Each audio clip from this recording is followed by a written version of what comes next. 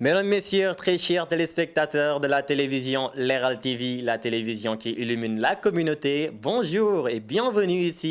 ici même dans votre émission siiw nee naa leen mooy émission bi nga xam ne day dalal saa su ne ay ndaanaan ci pàcc bu ñu mënti nekk waxtaan ak ñoom ci seen i carrière waxtaan ak ñoom tamit ci seen dund ak lépp loo xam ne aju na ci li nga xam ne ci la ñuy yëngu tey nag ñu ñëw accueillir un jeune très talentueux l'une des meilleures boissons de sa génération su ma ko waxee kookooy l'homme de ngañam l'homme de Chokom, l'homme bien sûr, l'enfant chéri de Dakar Plateau, le digne fils de Louga, de son vrai nom, Chingom comédien. Chingom tey la ñuy dalal ci émission bii di siiw si suñu deuxième numéro fas yéene waxtaan ak moom Chingom ñu ngi lay nuyu bu baax a baax di la bàyyi nga nuyoog ñi nga xam ne ñooy mbokku téléspectateurs yu Leral TV. waaw maa ngi lay fay DJ Pop di nuyu Sénégal yëpp di nuyu le monde entier di leen wax ne seen xarit seen doom seen rakk. ki nga xamante ne moo gën a xeebu ci gars yi mu ngi leen di nuyu di leen siyaar di leen bëggee bu wér a wér di leen siyaar daal di leen delloo njukkal waaw. nuyoo bu Baye Fallé ngay am noonu notre Chingom national et international mais ngeen seetlu woo leen dara ci biir nuyoo bi ñoom dañuy Chingom yéen la moo tax bu leen dékkee micro da ngeen di xaw a yor lu quoi te bu ngeen nekkee sur scène du ñu bëgg a rey yéen téléchargé ngeen ñu yéen nu mu demee noonu. waaw téléchargé wuñu leen sax mais c'est juste que personne ak personnage dafa ute. dëgg la te buñ une fois ñu nekk ci scène wala une fois ñu nekk ci télé bi wala whatever fu mu mën a doon xam nga foofu liggéey bi la quoi waaw mais chez nous c'est chez nous. c'est chez nous. waaw loolu leer na xam nga parfois foog ñu tàkkale leen tuuti. tey ba tey ñu bëggoon xam. fan la tur bi jógee tur bi c'est assez original mais fu mu jógee dëgg-dëgg. macha allah waaye bu ma catu bon tur bi mu ngi jóge ci benn pièce de théâtre mu ci doon jouer benn rôle bi personnage bi Singom la tuddoon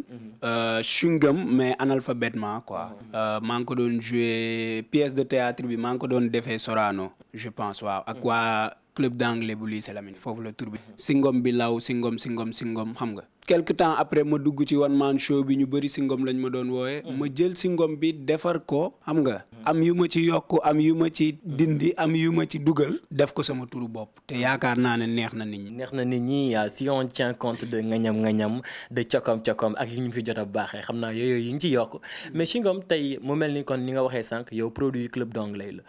est-ce que mën nga ñu jaaral ci sa parcours bi nga commencé ci club d'anglais ba génn ci ba nañ la gisee ci Abba Show. waaw club d'anglais je pense foofu laa njëkk a joué sama première scène boog bu mag. alors Chingom mu mel ni pur produit wu club d'anglais nga yaa ngi cité sànq ci say biir wax club d'anglais bu lycée de Lamine Gueye. mu mel ni fa la lépp tàmbalee est-ce que mën nga ñu retracer un peu sa parcours dalee ko ci club d'anglais ba niñ la découvrir le grand public ci Abba Show. waaw club d'anglais nag ñoo ma formé wax dëgg yàlla li ma mën tey li ma xam tey mënaguma dara ndax maa ngi jàng ba léegi fu ma dégg formation maa ngi koy def formation ciblée yi nga xamante ne mu ngi am aussi ñu ma ciy boole man maa ngi koy dem di ko def mais as tuut gi ma am ba tax nit ñi xaw maa bëgg tuuti wala fit gi ma am club d'anglais moo tax ma am ko parce que fa laa formé woo bi may def 6e lycée ca laa fa dem année boobu je pense 2012 2013 ci laa njëkk a joué scène Sorano ci laa njëkk a joué boog pièce bu mag quoi pièce de théâtre bu tax ñu naan pièce après ci noonu chaque année ñuy dem xam nga di jouer ay spectacle di def ay affaires di formé wu loolu moo ma génnee quoi après ma am fitu teg sama yoonu bopp waaw. merci beaucoup Chingom tey mu quitté club d'anglais ñu jékki-jékki gis ko ci Abba Show nan la demee ba mu dugg ci Abba Show. waaw Abba Show je pense ñoom biñ may gis nag biñ may ma xool biñ may woo je pense fekkoon na ma dugg ci yoon wi ba pare fekkoon na ma commencé def ay sketch ak Patin le mytho di def ay vidéo yu ndaw yoo xam ne nii waaw yu tuuti rek ay kiis vidéo xam nga di ko sànni ci Instagram beeg Facebook bi yàggul noonu nag après je pense biñ may woo mu ngi ma fekk répétition sax club d'anglais mu ngi ma fekk foyer may répété fekk wax nañoo ak sama tuteur ba pare ma koy nuyu de passage Jël Thiam ñu doon ma gis xam nga après ci lañ ko expliquer ne ko booy bi daf ñu intéressé après jàll jox leen accord ñu woo ma xam nga expliquer ma affaire bi waaw après man it ma intéressé wu dem essayer mu marché neex ñëpp moo nekkoon sama premier numéro Abba Show je pense biñ fa jugee après ci lañ def sax Abba Show Cissesse après ma bokkoon ci ñiñ sélectionné te boobu ba léegi daal yaakaar naa ne waaw mu ngi neex daal subu kanja bàyyi nga waaw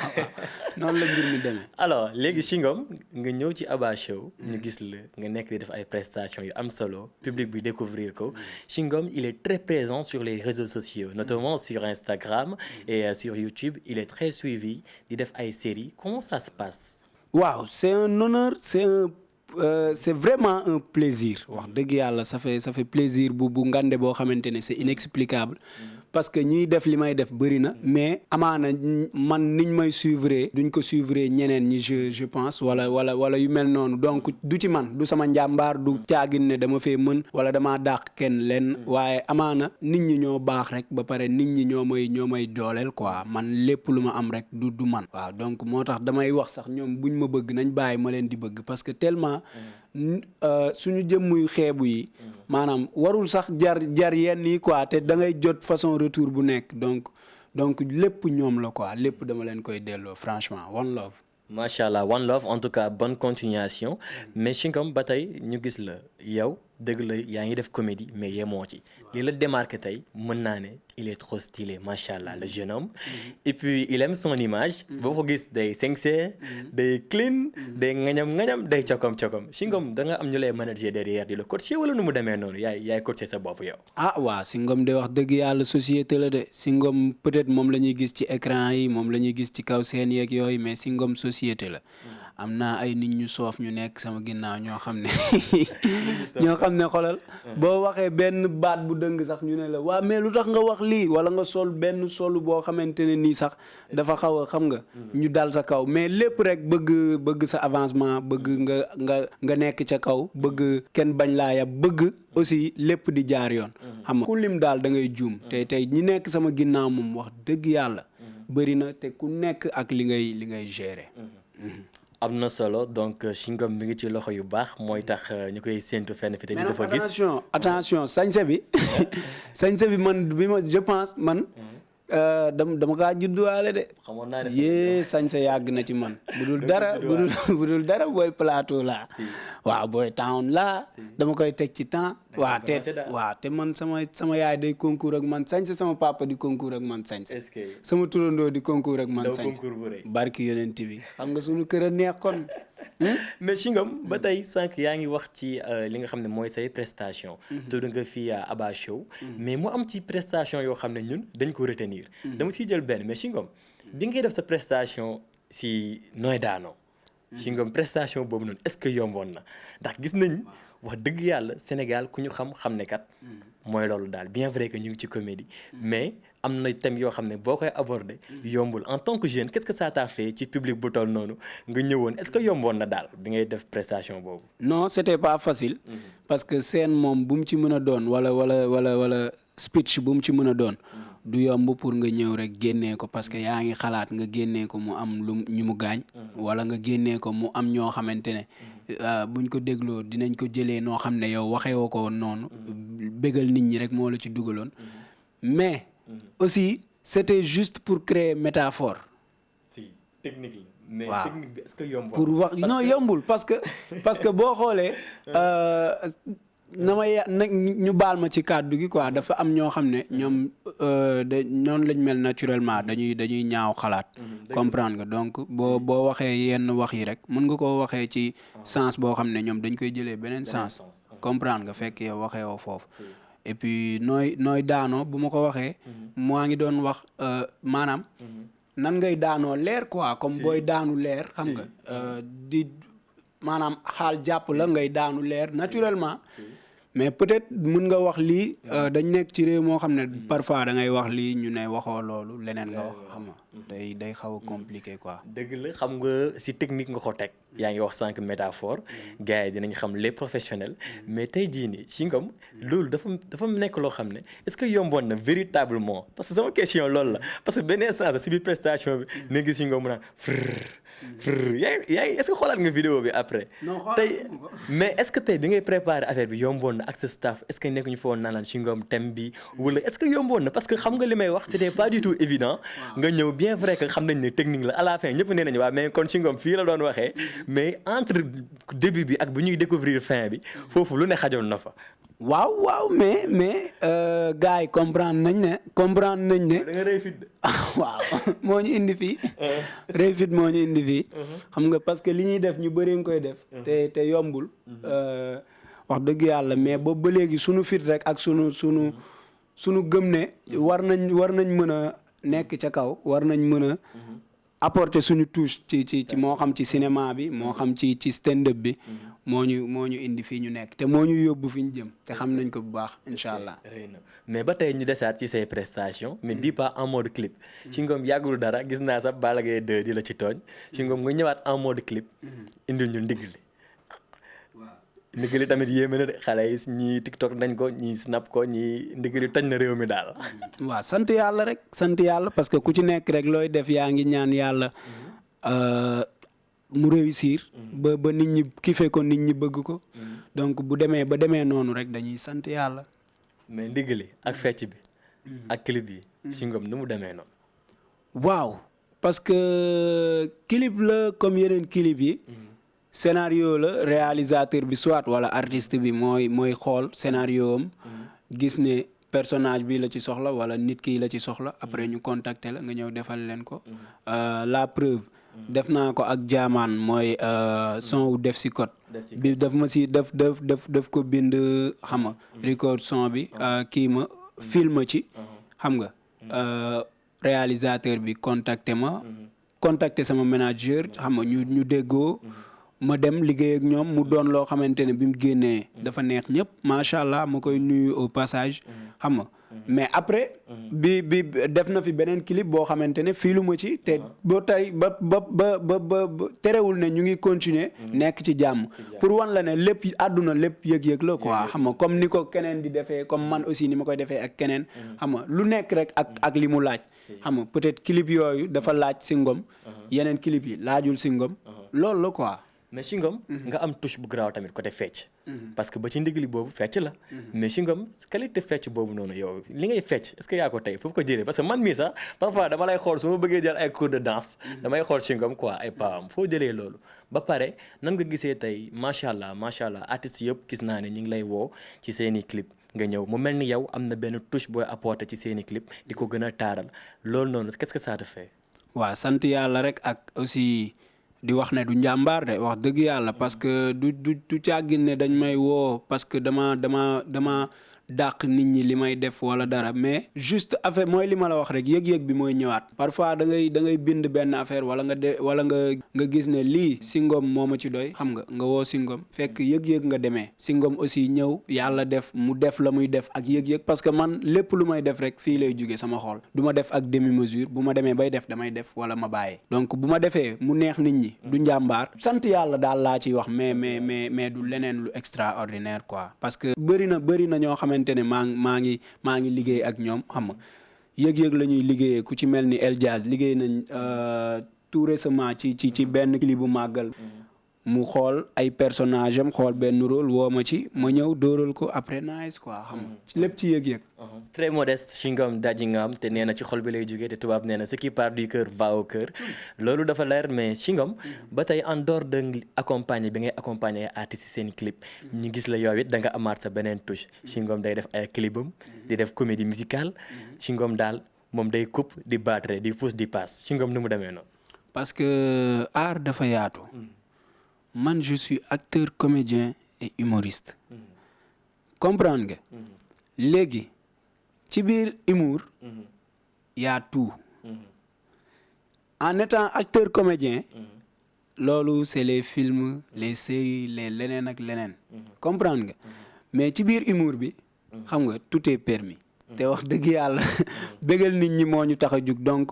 bu ñu nit filee ci ay clipam dañuy dem def ko toj ko ba mu neex bu ñu ñun aussi parfois dañuy suñu public ñoo ñuy laaj yenn yi wala ñu xam ne suñu public soxla nañ lii wala soxla nañ lee dañ koy uti jox leen ko buñ ko amee dañ leen koy jox directement buñ ko amul ñu uti ko jox leen ko mais lépp lu ñuy def rek lépp lu ñuy def encore une fois pour bégal nit ñi la toujours au service de son public mu nekk lu rafet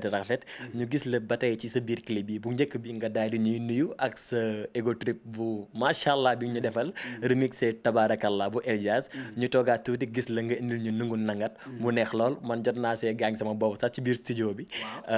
mu mel ni léegi la ñuy xaar ci biir ci kanam ak Chewing-Gum te tamit Chewing-Gum est-ce que mën nañ ko xaar par exemple mu woy carrément dëggantaan wala mu woote ay spectacle yoo xam ne boppam lay doon ci ay lieux yu mag yi fi nekk daal di koy tëgg wayal ñu feccal ñu et cetera defal ñu ay prestations. amaana da ngaa dox sama main wala nga am peut-être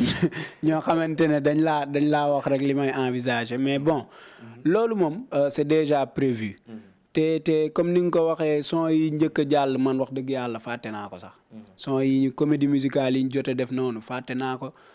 te loolu wax dëgg yàlla lu mënul woon ñàkk la nuyoo kese. mais lii ñëw vraiment wax dëgg yàlla non bu may toog di ko expliquer nit ñi sax dama leen di yërëm non c'est du lourd c'est lourd c'est vraiment du lourd te nit ñi nañ ko xaar bu baax te comme niñ koy waxee yamuñ rek ci bëgg a dóor ay spectacle ay grand théâtre wala ay Sorano affaire yooyu xam nga dinañ dem extérieur def ko fa parce que tamit xam nga bu dul dara ñun ay doomu réew mi lañ te dañ war a jël drapeau bi yóbbu ko fu ne ci àddina xam nga te incha allahu rabbi dañ koy def gëm-gëm baa ngi fi bu dee liggéey moo koy maye dinañ liggéey li ñu fay yóbbu te incha allah comme Sénégal fii nii bu ñuy wax salle bu fi gën a mag je pense grand théâtre ngay wax incha allah dinañ fa àndandoo sénégalais yëpp xam nga dem bégal leen je pense balaa boobu mun nañ jaar ci salle mythique bi mooy salle bu ndaw bi pas bu ndaw mais genre boo xamante ne parce que booy waaw jaar Sorano xam nga waaw yëngal bëggal nit ñi jóge fa dem grand théâtre bu ñu fa jógee nag dem fu ñu neex waaw donc Chewing-Gum fas yéene na dem fu ne wane ne fa suluxu mbalax daal mooy suñu cosaan waaw loolu leer na Chewing-Gum pour confirmer loolu ñu gis la ci série bu mag a mag buñ ko waxee ne Canal Plus xel dem ci Sakho Mbangaan defe naa du ay fo du ay caaxaan Chewing-Gum loolu qu'est-ce que ça te fait film boo xam ne renommé boobu mu am nga dem dugg ci et puis c'est pas donné à tout le monde mais qu'est-ce que ça te fait et puis Sakho Mbangaan daal c'était du top ñu gis la nga joué si mu nekk une fierté aussi ñu war ko fësal di ko waxtaanee dañuy santaat yàlla rek di wax alhamdulilah di wax encore une fois que ne du suñu njàmbaar Sakho Mbangaan c'était une série benn série boo xam ne production wu Canal Plus la mu nekkoon casting ciblé gars yi contacté ma ñëw def casting bi ma defee casting bi quelque temps après yàlla def benn rôle bandi rôle bi ma doon casting moom lañ ma mujj jël rôle bandi booy melax waaw ma dem def ko nag ak plaisir def ko ak ngandi plaisir parce que ay ponkal rek a fa nekkoon ay nit yu kamal wax dëgg yàlla ci milieu cinéma bi ay nit yu kamal xam nga donc boo fa ñëwoon gën fa nekk xale honneur la quoi vraiment parce que y avait quelque chose waaw yàlla def ñu def ko gars yi ne réussir nañ ko donc dañuy santaat yàlla en tout cas yal na ci yeneen succès top suivre nañ ko te kontaan nañ di la encourager waat bu baax a baax ñu ñëw juste sa relation gis nañ la Chewing-Gum avec Dial bu série Idole moo xam di sa grand frère sa manager Chewing-Gum Abba Chewing-Gum général Kairé ngeen di def du bon boulot yéen ñaar nu mu demee seen diggante yéen ñaar yow ak général et puis ñu ngi fi jot a lim yëpp très bien général moom c'est mon ami c'est mon frère moom wax dëgg yàlla man ak moom relation professionnelle moo ñu boole moo tax ñu xamante Abba Show lañ xamante mais après dafa jur mu doon sama frère doon sama lépp doon koo xamante ne nii ku sori la ci man may partager ay affaires yu bëri ak moom yoo xamante ne peut-être bëriwul ñu ma koy partager sama nit la sama lépp la daal. waaw sama lépp veut tout dire quoi vraiment. Dial Thiam. Dial Thiam kooku sama fils la kooku moom waroo moon laaj sax lu ma séq ak moom. da nga yeb sa grand quoi. non sama fils la c'est mon jeune frère. moom nag black apart tey mën naa ne buñ nit ñi naan si ngom wala nit ñi naan booy bu ndaw bi lépp moom la quoi vraiment moom la sax du jouer sax mais moom la quoi moom Dial Thiam moo def lépp. mais kon nooy def Aba. moom tey jii bu ma demoon ba bañ ne si ngom bon na sax xam leen ne Dial Thiam la. parce que wax dëgg yàlla non niveau bi ma toll nii bu dee moom moo ma fi indi donc bu ma demee ba gën a baax moom la bu ma demee ba gën a bon moom la parce que lépp sama carrière moom dafa sacrifier boppam ndax man. ba pare ba tey mu ngi koy def donc kooku amuloo fayam quoi donc kooku bu lekkee orom. na ko gërëmee coy wax dëgg yàlla. yàlla na sa jàmm yàgg ñaaw nga torop mais tu es bien. ñaaw na defe naa jàll na wala sacré yàlla la. waaw jàll comme son nom la. ci ngom grand bi en tout cas ñu ngi koy remercier bu baax a baax moom it jàpp na ci lool. mais li nga wax ci moom yëpp dëgg la mais nooy def Aba no stress. non Aba moom wax dëgg yàlla comme ni li Olof Njaay di wax naan koo xamul noo koy def nim la defa tax. Aba moom aussi relation professionnel moo ñu boole. Aba Show la ñu xamante. sama premier numéro Aba Show ci la ñu xamante. mais après vraiment mu doon ku gentil koo xamante ne te Aba même bu dul singom bu taxaw di wax naan Aba dafa gentil wala dara mais loolu mooy Baaba Maal Tukulóor la ñëpp xam nañ ne Aba dafa baax déjà mu doon koo xamante ne lim ma nangul bëriwul ñu ko nangul te loolu yombul xam nga di bëgg ma ba ma xam ne daf ma bëgg manit mu fekk balaa mu maa bëgg man maa ko njëkk a bëgg. parfois nga koy wooyee papa. waaw parce que mbëggeel la gu dëggu goo xamante ne wax dëgg yàlla du sax ay waxantu nii. dañ koy wax mu doon lu jóge ci xol te ci xol lay dem Aba nit gënu ko. tu comprends donc noonu la demee daal relation professionnelle bu mujj jur loo xamante ne deret la quoi vraiment deret waaw. alors ci ngom futur Aba. mais Aba il est unique yow Aba Messi la Aba kenn mënul mel ni Aba il est unique. ci ngom futur Aba nga fen dëgg waaye léegi ci ngom. meilleur comédien de sa génération. non non dañuy jéem rek di taxale mooy loolu mais. waaw mënaguñ de mun fan. ñun ñu ngi jàng ba tey ñun daal en tout cas. lenn daal xam naa ko mooy. ku ñu topp. ku ñu suivre dinañ la bégal ba nga bég. dañ la coqotaan ngay kontaan di reetaan. di nga dajji suñuy ngaam daal. ndax boo ndékkee looy digérer. singom. boo añee looy digérer. moom singom. boo reeree looy digérer. singom. waaw kon maay dajji ngaam yi. loolu leer na bi di la banaan singom ba tey sànq wax nga côté jàng yaa ngi def ay formation di jéem a améliorer niveau bi mais jàng en général. singom et les études. comment ça s'est passé. waaw j'étais un très bon élève. waaw. j'étais nga wax. ba tey maa ngi jàng sax ba tey maa ngi jàng ni élève doon élève modèle oui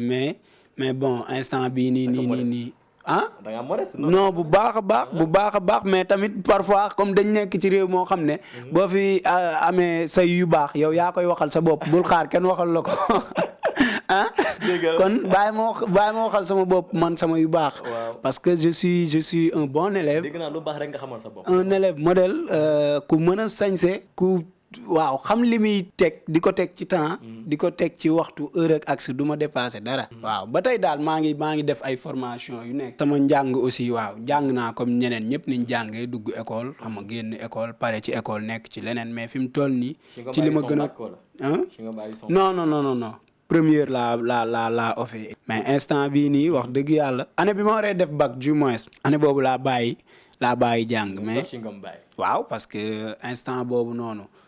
c'était plus fort que moi lu mënul ñàkk ci dundu doomu aadama faaw mu am jaajëf kon boog si ngom waxtaan bi neexoon na lool. Waaw. waaye defe naa lu neex du doy. et puis li duuf si nag bi yëpp du mës a xaj si cin bi. kon dañ koy lépp di la remercier bu baax a baax ci say réponses ak ci accepté bi nga accepté répondre suñu invitation. ñu bàyyi la rek nga daal di tàggatoo ak waa Leral TV. tàggatoo ak say fans say am di jàmm ak ñi lay béggee. boo ñu mënee may dara tamit à la fin nga may ñu ko rek après Sénégal jëm kanam yaa ma gën a xam. waaw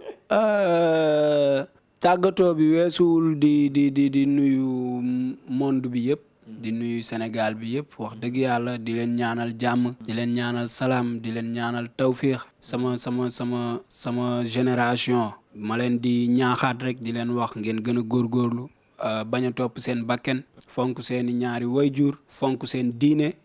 waa te liggéey parce que ñun ñoo yor réew mi ëllëg donc ñun bu nu mànkoowee liggéey. réew mi dana jëm ci kanam. na leen yàlla defal gudd fan. amiin defal leen wér-gu-yaram. amiin merci beaucoup.